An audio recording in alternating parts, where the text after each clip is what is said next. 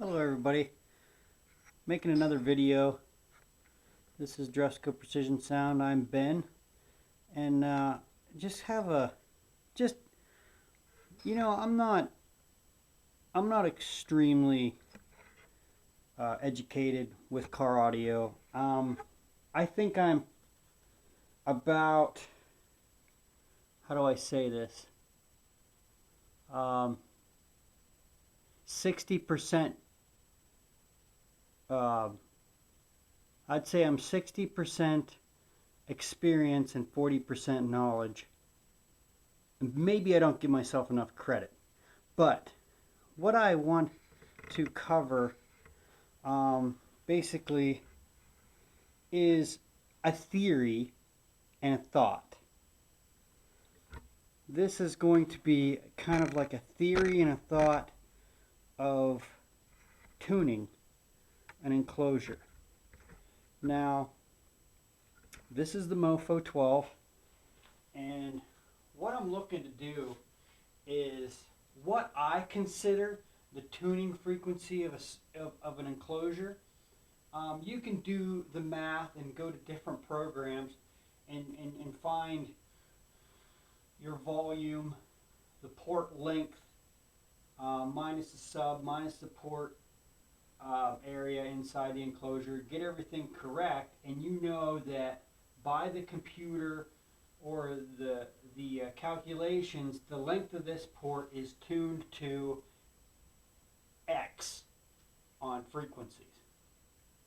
This is all good. This is the way you should do it.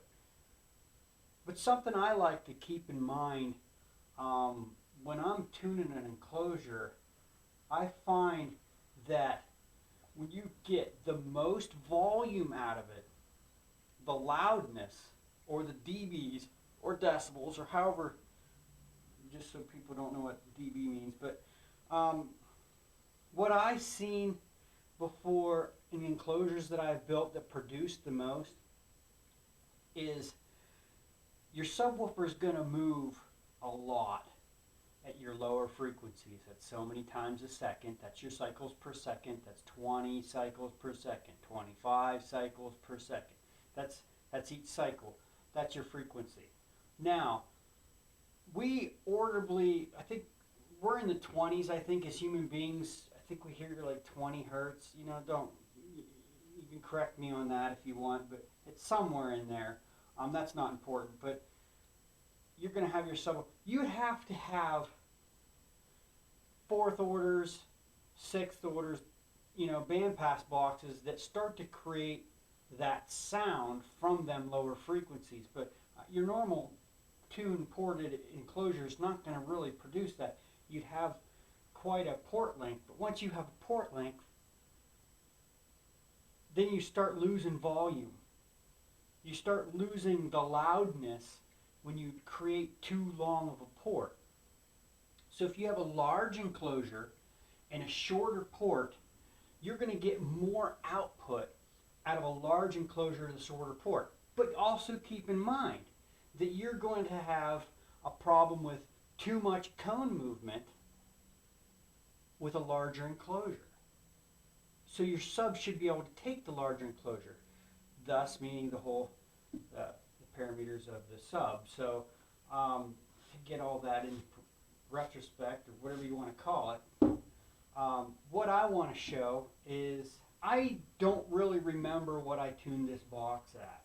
But what I'm going to do is we're going to climb up through some frequencies, and we're together going to see when the subwoofer stops moving so much but starts to push more output and get louder.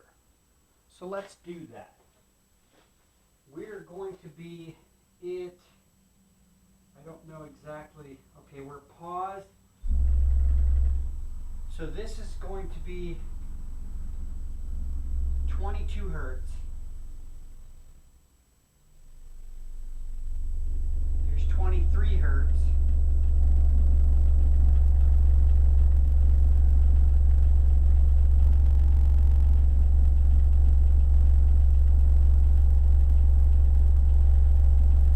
Now I'm hoping when we get into the higher frequencies that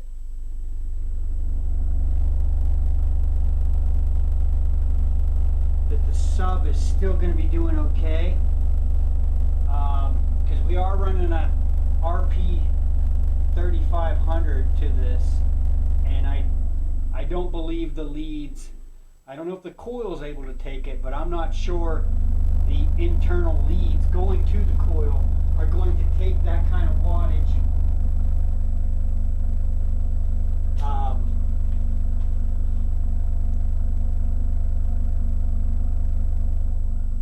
Let's see if I can go this way just a tad. Now I've got things downstairs starting to vibrate.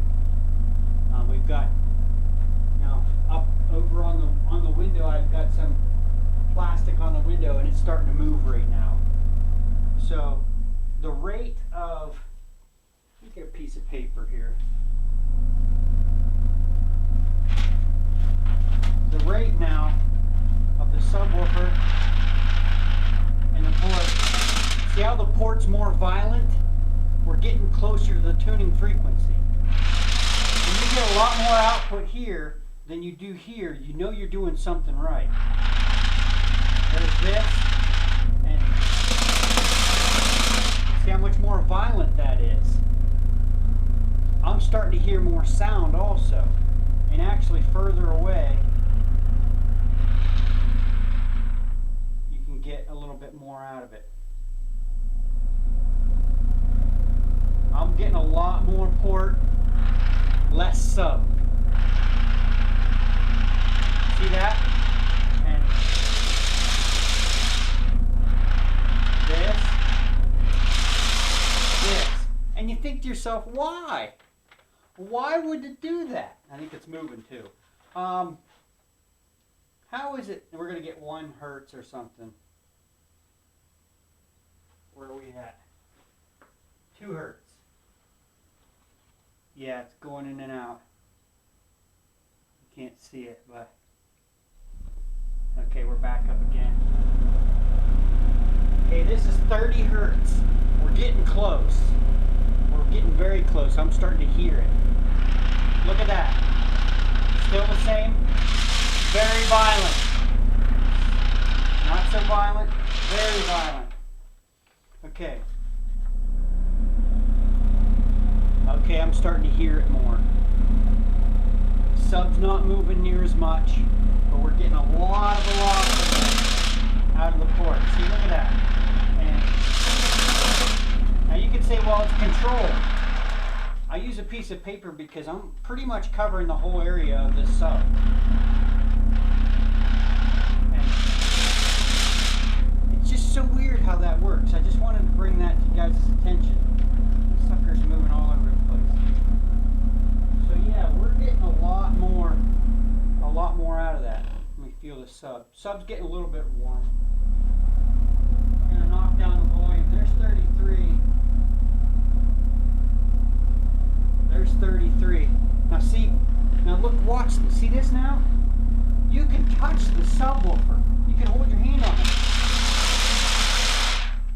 See how that's so crazy? So here's 34. I can put my hand on the sub.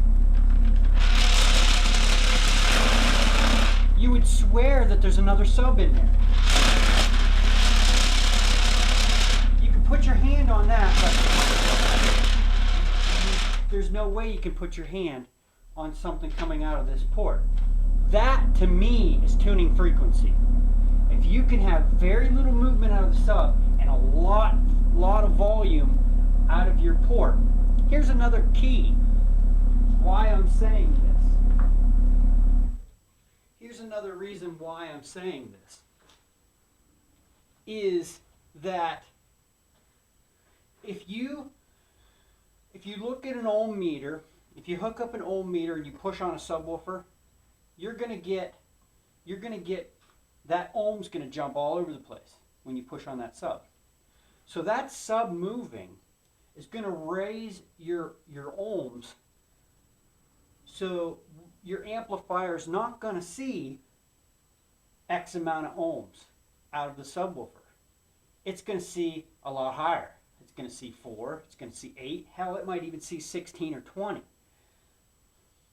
The key with having it tuned correctly, then if you put the wattage to the subwoofer that it's supposed to have, the less movement, then the ohm's going to stay closer to what you need to put the correct wattage to the subwoofer to get the right output. Now here's another thing. Like I said, these are all theories to me. These are all, how do I say it, experience theories. But also keep in mind, you've got a cooling issue that you've got to look after also. This subwoofer not moving near as much and getting the output and being able to put the wattage to it, you don't want it to be completely still. Well, you've got your other frequencies that are going to be playing in music and whatnot, but you also got to have this move back and forth because they designed subwoofers with the venting and whatnot for movement to create that cooling of the coil. So you don't want to be too still, but you don't want to have it moving too much. That's just a little bit of a, I guess, Dresco Precision Sound lesson on subwoofers and tuning. I may be corrected. That's fine. That is absolutely perfectly fine. I'm just saying what I've learned in experience and what I've learned in building enclosures and making things work, and everybody that's ever come to me with one sub, that's come to me when I've been running one sub or just a couple subs, and I'm knocking it out of the park. And they're like, I don't understand how you're so freaking loud. And it's only because you have to get everything, you have to have all your ducks in a row. You can't just throw an enclosure together. You used to be able to, and you still can with sealed. If somebody wants to throw a sealed enclosure in their hatchback, fire them backwards, and put like 6 or 1,000 watts on a pair of 12s or 10s in a sealed enclosure, by all means.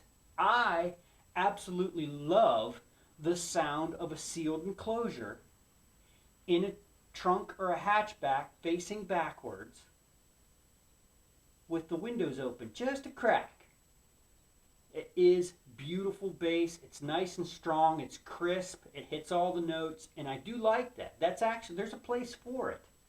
But once you start getting into higher wattage, you either need to rethink the wheel, reinvent the wheel as far as how everything works in your trunk, and try things. There's nothing wrong with experimenting. Move things around. Try different things. Don't take one person's word for granted. You know, I'm saying all these things. I'm trying to give you like a basis of how things work for me. Every car's different. So being to understand that you are in control of your bass. If you want to move the subwoofer on the side of your trunk, like put it like here's your trunk. Let's say you flip the seats down and you've got, this is what's facing you up front. You got to make sure this is all completely sealed off, because what happens is it's so easy to get this roll effect, and it causes a vacuum to go into the trunk. Okay, that's one of the main reasons why firing into the trunk backwards it works, because the air that is back there, let's say that, you know, when they're turned around like this, it's back here compressing against the trunk lid. Here I am blabbing away and nobody knows what the hell I'm doing. Okay, so back here's your trunk. It's firing back there, reverberating off the rear.